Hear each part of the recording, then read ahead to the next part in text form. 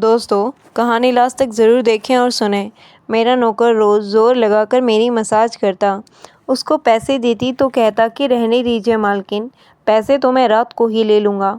मैं कुछ ना समझ पाती। जो वो मेरी मसाज करता, मुझ पर बेहोशी छाती और मैं सुकून से गहरी नींद सो जाती। लेकिन एक रात मुझे नींद ना आई, मेरे होश उड़ गए। जब उस रात मसाज करते करते मैं बहुत ही खूबसूरत थी, इसीलिए शादी से पहले रोज़ मेरे लिए रिश्ते आ जाते थे। मैं अपने माँ बाप की एक ही बेटी थी, इसीलिए मेरे बाबा चाहते थे कि मैं इंजीनियर बनकर उनका नाम रोशन करूं। मगर जब मेरे लिए इतने अच्छे रिश्ते आते थे तो मेरी माँ मुझे कहती थी कि पढ़ाई छोड़ दो ताकि मैं तुम्हारी शादी जल्दी से जल्दी कर दूं। मगर मैं अपनी माँ से कहती थी कि मैं तो इंजीनियर बनना चाहती हूँ। मगर यह सुनकर मेरी माँ को गुस्सा आ जाता था, पर वह कहती थी कि तुम अभी शादी कर लो, यह इंजीनियरिंग विंजीनियरिंग बाद में कर लेना। मगर मेरे बाबा नहीं मानते थे, इसीलिए मेरी माँ एकदम एक बूढ़े बाबा के पास गई और उनसे कहा कि मैं अपनी बेटी की शादी करना चाहती हूँ, मगर इसके बाबा नहीं मान रहे। कोई ऐसा टोटका बताइए जिससे इसके बाबा शादी के लिए फ़ौरन राज़ी हो जाएं।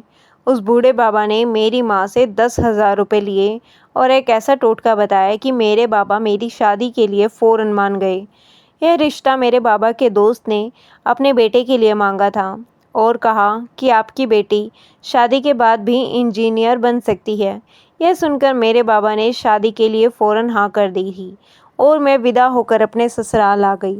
मेरे ससुराल वाले बहुत अमीर थे, इसीलिए मैं और मेरे पति अलग घर में रहते थे।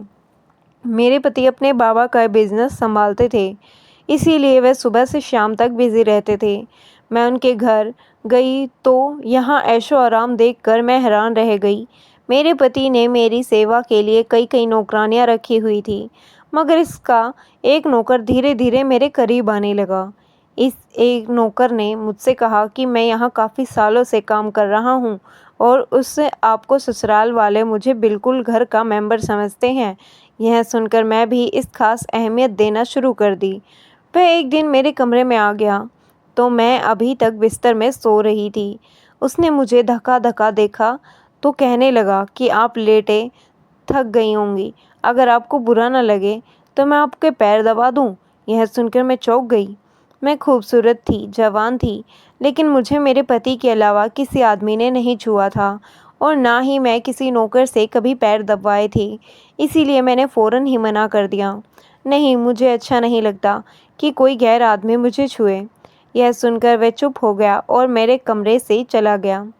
तभी मुझे एहसास हुआ कि मैं किसकी बात का जवाब बहुत गुस्से से दिया था। शायद वह पहले भी मेरे ससुराल वालों की ऐसे काम करता हो, मगर मैंने साफ मना करके इसका दिल तोड़ दिया था। दरअसल मैं बहुत ही नाजुक मिजाज की थी और बहुत ही अच्छे दिल की थी, इसीलिए मुझे बाद में अफसोस होने लगा।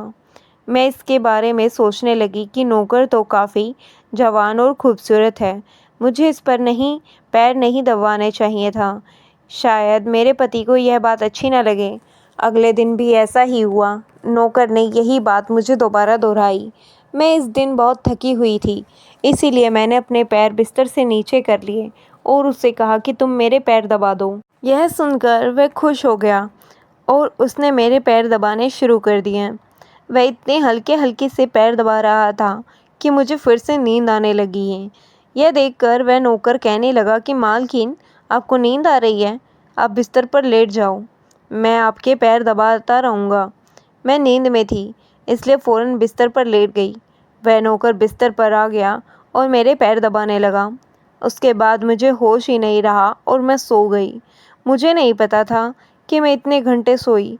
मेरी आंखें खुली तो मैंने देखा कि वह नौकर अभी तक मेरे पैर दबा रहा था।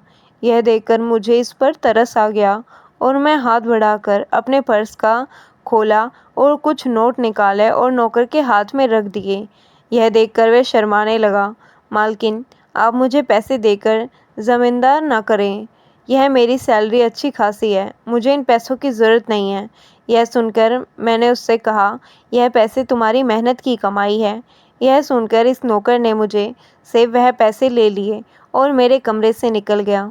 मेरे पति रात को देर से आता था, इसलिए मैं शाम को फिर से इस नौकर को अपने कमरे में बुला लिया और उससे कहा कि तुम्हारी मालिश से मुझे बहुत अच्छी नींद आती है, इसलिए जब तक मेरा पति घर नहीं आ जाता तब तक तुम मेरे कमरे में ही रहना। शायद यह नौकर को पैसे का लालच आ गया था, इसीलिए मेरी बात सुनकर वह खुश हो जाता है और कहता लगता है कि मैं तो आपका मामूली सा नौकर हूँ, इसलिए बेझिझक होकर आपके पैर दबा देता हूँ ताकि आपकी थकान उतर जाए और आपको सुकून मिल जाए। यह सुनकर मैं उससे कहा कि तुम्हारे हाथों में तो जादू है, इसीलिए तो मेरी सारी थकान उतर जाती है। एक दिन नौकर ने मुझसे कहा कि आपकी सास भी कभी कभी मुझसे मसाज करवाती थी। यह सुनकर मैं चौंक गई। मुझे मेरी सास ऐसी नहीं लगती थी, मगर वह नौकर झूठ बोलने वाला भी नहीं लगता था। मुझे ससुराल आए हुए 1 महीना होने वाला था, इसीलिए मैंने नौकर को परख लिया था। वह मुझे हर बात सच ही कहता था। मेरे घर में नौकरानियाँ भी काम करती थी, मगर वह झूठी और बेईमान किस्म की थी। वह मुझसे जो बात सुन लेती थी उसे पूरे मोहल्ले में बता देती थी, इसीलिए मैं उन्हें अपने कमरे में नहीं आने देती थी। यह इस नौकर का घर पुराना नौकर था, इसीलिए मैं इस पर विश्वास करती थी। नौकर भी मेरे कमरे में आता था, मगर अपनी नज़रें झुका कर रखता था। वह मेरे जिस्म को हाथ लगाता, मगर उसकी नीयत साफ थी। ऐसा हर रात होता था। एक दिन मैंने अपने पति से कहा कि जब से हमारी शादी हुई है हम कहीं घूमने नहीं गए। यह सुनकर मेरे पति ने कहा कि जब से हमारी शादी हुई है तुम भी तो हर वक्त नींद में रहती हो। मैं रात को भी घर आता हूँ तो तुम गहरी नींद में होती हो। दिन को मेरे पास वक्त नहीं होता और रात को मेरे घर आने से पहले ही तुम सो जाती हो। यह सुनकर मैं अपने दिल में सोचने लगी कि यह सब नौकर की मालिश की वजह से तो नहीं हो रहा है। मेरे पति की शिकायत सही थी। मुझे रोज़ रात को अपने पति के लिए जागना चाहिए था। इस दिन मैंने सोच लिया था कि आज रात जब नौकर मुझे मालिश करने के लिए आएगा तो मैं साफ मना कर दूंगी, ताकि मुझे नींद ना आए और मैं अपने पति के आने तक जागती रहूं। शाम हुई तो मैं नहाकर खुद को अच्छे से तैयार किया और दुल्हन बनकर बिस्तर पर बैठ गई। नौकर मेरे कमरे में आया तो उसने मुझे मालिश के लिए पूछा, मगर मैंने साफ इनकार कर दिया। मेरी बात सुनकर उदास हो गया और वापस चला गया। कुछ देर बाद नौकर मेरे कमरे में आया तो उसके हाथ में दूध का गिलास था। मैंने खाना नहीं खाया था, इसीलिए फ़ौरन दूध पी लिया और अपने पति का इंतज़ार करने लगी, मगर मुझे नींद आ गई और मैं सो गई। सुबह जागी तो नौकर फ़ौरन से मेरे कमरे में आया और कहने लगा कि मालकिन, आपके लिए नाश्ता लेकर आया हूँ। यह सुनकर मैं अपने पति के बिस्तर की तरफ देखा, वह खाली था। यह देखकर नौकर कहने लगा कि मालिक को ज़रूरी काम था, वह नाश्ता करके चले गए हैं। यह सुनकर मेरा मूड ख़राब हो गया। मैं रात भर इस चीज़ का इंतज़ार करती रही, मगर वह सुबह होते ही ऑफिस चले गए। मैंने नौकर से कहा कि मेरे लिए चाय लेकर आओ। नौकर कमरे से बाहर निकल गया। तभी मैंने अपने जिस्म की तरफ देखा तो मैं चौंक गई। रात को मैं दुल्हन का लिबास पहना हुआ था, मगर अब मेरे जिस्म पर वह कपड़े नहीं थे। मैंने अभी जेवर पहने हुए थे। मेरा सिर भारी होने लगा था। मुझे यह सब सोचकर चक्कर आने लगे थे कि रात मेरे साथ क्या हुआ था और मेरे कमरे में कौन था, उसने मेरे साथ क्या क्या किया था, मगर मुझे कुछ याद ना आया। मेरा दिल घबराने लगा और मैंने अपना सिर पकड़ लिया। मेरा पूरा बदन दर्द कर रहा था, इसलिए नौकर चाय लेकर आया तो मैंने उससे कहा कि मेरा बदन दबा दो। यह सुनकर बिस्तर पर आ गया और मुझसे मेरा बदन दबाने लगा। इस दिन मैं देर तक बिस्तर पर पड़ी रही। इस दिन मेरा पति अचानक घर आया। मैंने उसे देखा तो उस पर बरस पड़ी। मैं रात को तुम्हारे दिल यह दुल्हन बनकर जागती रही, मगर तुम नहीं आए। यह सुनकर मेरा पति कहने लगा, लेकिन मैं तो रात को कमरे में आया था तो तुम गहरी नींद में थी, इसलिए मैंने तुम्हें नहीं जगाया। यह सुनकर मैं चौंक गई, मगर मेरे कपड़े किसने बदले और नींद पूरी होने के बाद मेरा जिस्म क्यों दर्द से दुख रहा था। मैं उलझ गई। तभी मेरा पति कहने लगा, अच्छा ठीक है, मूड ख़राब करने की ज़रूरत नहीं है। मुझे आज रात को भी एक काम के सिलसिले में जाना है, इसीलिए देर हो जाएगी। अगर अभी मेरे पास 3-4 घंटे खाली हैं, अगर तुम चाहो तो हम अब कभी कहीं बाहर जा सकते हैं। यह सुनकर मेरा मूड खुद ब खुद ठीक हो गया और मैं सारी बातों को भूलकर खुश हो गई। शादी के बाद यह पहला मौका था कि मैं अपने पति के साथ कहीं बाहर जा रही थी। मैं जल्दी जल्दी तैयार होने लगी। जब मेरा पति गाड़ी में बैठकर मेरा इंतज़ार करने लगा। इस वक्त वह नौकर मेरे कमरे में आ गया और मुझसे पूछा कि मालकिन, आप कहीं जा रही हो क्या? यह सुनकर मैंने उससे कहा कि हाँ, मगर तुम क्यों पूछ रहे हो? यह सुनकर नौकर कहने लगा कि मैं आपका नौकर हूँ, मगर आपको सही सलाह दूंगा कि आप बाहर नहीं जाएं, क्योंकि आपका बदन थक जाएगा। यह सुनकर मुझे गुस्सा आ गया और मैंने उसे कहा कि तुम मेरे नौकर हो, मेरी पति बनने की कोशिश मत करो। यह कहकर मैं बाहर चली गई। ना जाने मुझे इस बात पर गुस्सा आ गया था। मैंने इस नौकर को खूब खड़ी खोटी सुना दी। वह भी अपनी औकात जान गया था। मैं घर आ गई थी, पर वह मेरे सामने नहीं आता। मेरा पति मुझे गेट पर उतार कर वापस बाहर जा चुका था। जबकि मैं अंदर आई तो मेरा सारा बदन पूरी तरह से दुख रहा था। शायद मेरे जिस्म को मालिश की आदत हो गई थी, तभी तो रात होते ही वह मालिश के लिए तड़पने लगता था। लेकिन मैंने नौकर को नाराज़ कर दिया, इसलिए आज वह मेरी मालिश करने के ना आया। मगर मुझे उसकी ज़रूरत थी, इसलिए मैंने एक नौकरानी को बुलाया और उसे नौकर को बुलाने को कहा। थोड़ी देर गुजारी थी कि वह नौकर मेरे कमरे में आ गया, मेरे बिस्तर पर बैठ गया और चुपचाप मेरे पैर दबाने लगा। यह देखकर मुझे बहुत ही शर्मिंदगी हुई। मैंने उसे चुपचाप बुरा भला कहा था, मगर उसने मेरी बातों का बिल्कुल बुरा नहीं माना। मैंने उसे चुपचाप देखा तो कहने लगा, मुझे इस वक्त पता नहीं क्या हो गया था, इसलिए मैंने तुम्हें खरी खोटी सुना दी थी। मगर मैं इतने दिनों के बाद अपने पति के साथ कहीं बाहर जा रही थी, इसलिए मुझे तुम्हें मना करना बिल्कुल अच्छा नहीं लगा, इसलिए मुझे माफ़ कर दो। मैं इसकी मालकिन थी और इसे इसके काम के पैसे देती थी, मगर अब भी मेरे अंदर इंसानियत बाकी थी, इसलिए मैंने मालकिन होकर भी नौकर से माफ़ी मांग ली, क्योंकि वह अच्छा नौकर था, मगर वह एक इंसान भी तो था। मेरी बात सुनकर वह नौकर कहने लगा कि मैं आपका नौकर हूँ, इस काम के लिए मैं आपसे पैसे लेता हूँ, इसलिए आपको हक है कि आप जो चाहें मुझे कह दें।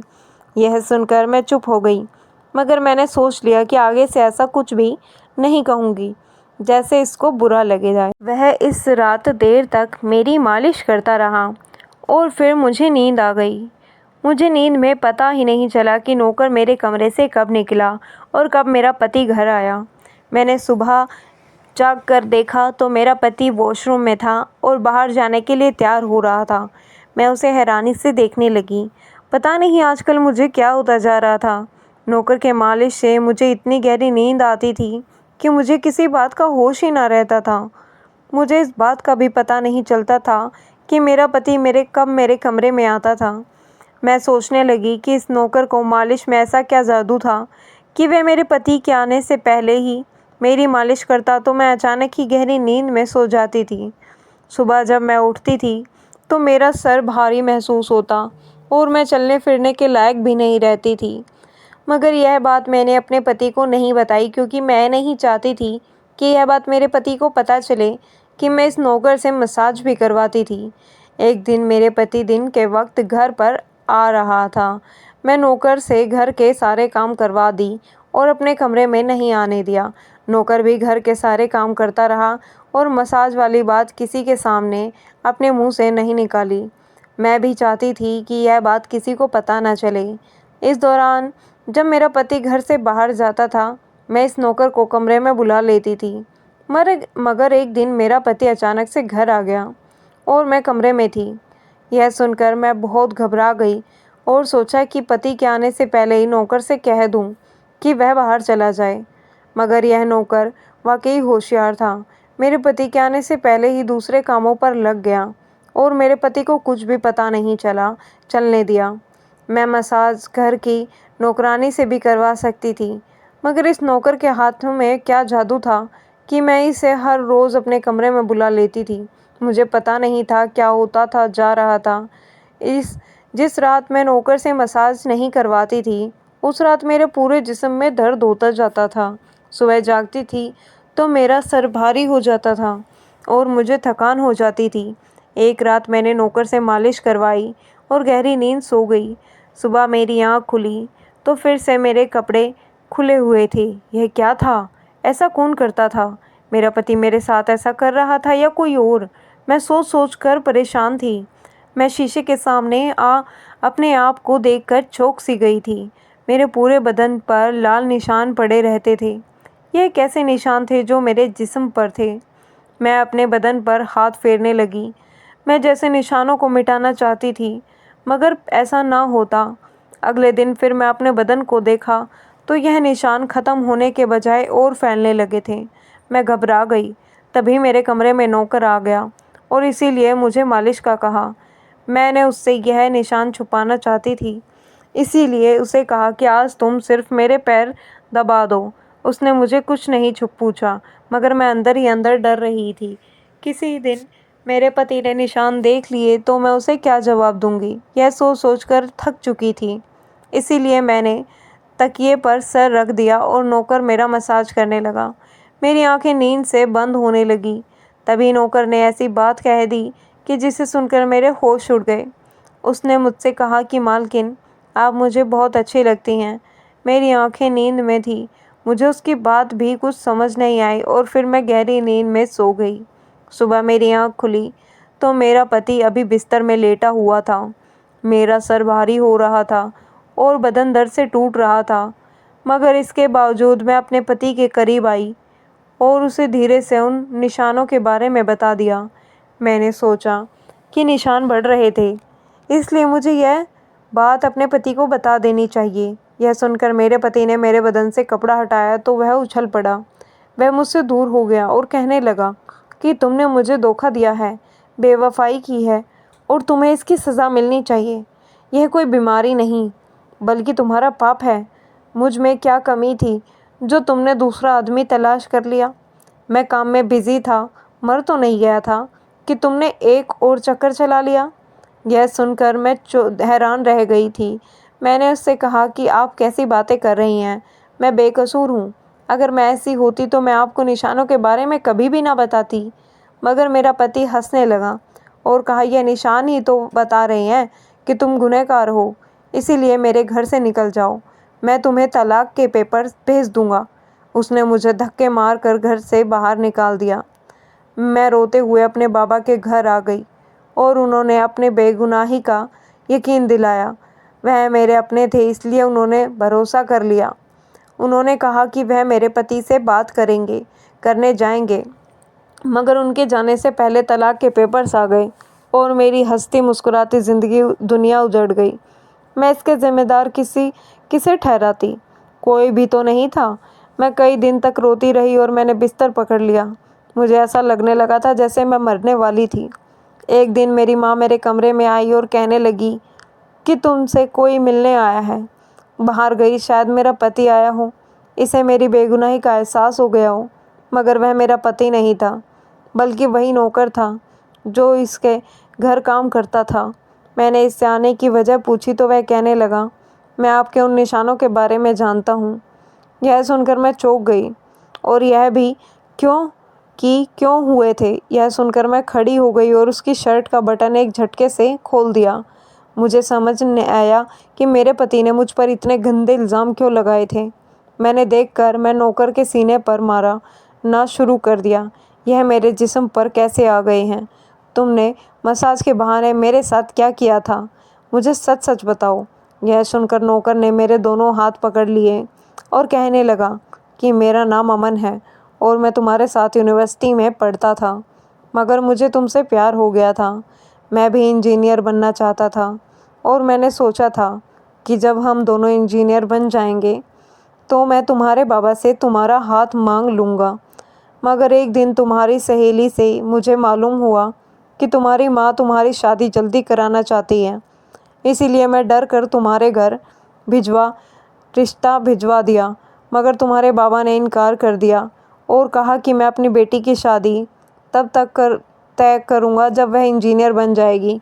इसलिए मैं सुकून से होकर अपनी पढ़ाई करने लगा। मुझे एक दिन हफ्ते के लिए अपने गार्जियन के शादी के लिए शहर से बाहर जाना पड़ा। तभी तुम्हारी शादी हो गई। वह यह सब मुझे कह रहा था और मैं बेकनी से इसे देख रही थी। वह वापस आया तो मेरी मोहब्बत किसी और की दुल्हन बन चुकी थी और मैं प्यार और दीवानगी में तुम्हारे घर का नौकर बन गया कि मैं तुम्हारे पास रह सकूं। मैं तुम्हारे पास रहना चाहता था, इसलिए मसाज के बहाने तुम्हारे कमरे में आ जाता और रात को तुम्हारे दूध में बेहोशी की दवा डाल देता ताकि तुम सोती रहो और तुम्हारा पति तुम्हारे पास ना आ सके, क्योंकि तुम मेरी थी। मैं तुम्हें किसी और के पास नहीं देख सकता था। यह सुनकर मैं हक्का बक्का रह गई। क्या तुमने मेरे साथ कभी कुछ गलत किया है? यह सुनकर उसने मेरा हाथ अपने सिर पर रख लिया और कहा, मैं तुमसे प्यार करता था, इसीलिए तुम्हारी परमिशन के बगैर मैं तुम्हारे साथ कुछ नहीं करना चाहता था। यह सुनकर मैं निशानों की तरफ इशारा किया कि जो हम दोनों के जिस्म के ऊपर थे। यह सुनकर वह हंसता और कहा कि यह सिर्फ इन्फेक्शन है। मैं तुम्हारे दूध में एक एलर्जी की दवाई मिलाता था। यह मैंने इसलिए किया था कि तुम्हारे पति को हम दोनों पर शक हो जाए। यह कहकर उसने मुझे माफ़ी मांगी ली और मेरे पूरे 1 साल उससे सज़ा देने के बाद माफ़ कर दिया और फिर उसके साथ शादी कर ली। धन्यवाद दोस्तों, मिलते हैं कल आपसे एक और नई कहानी के साथ।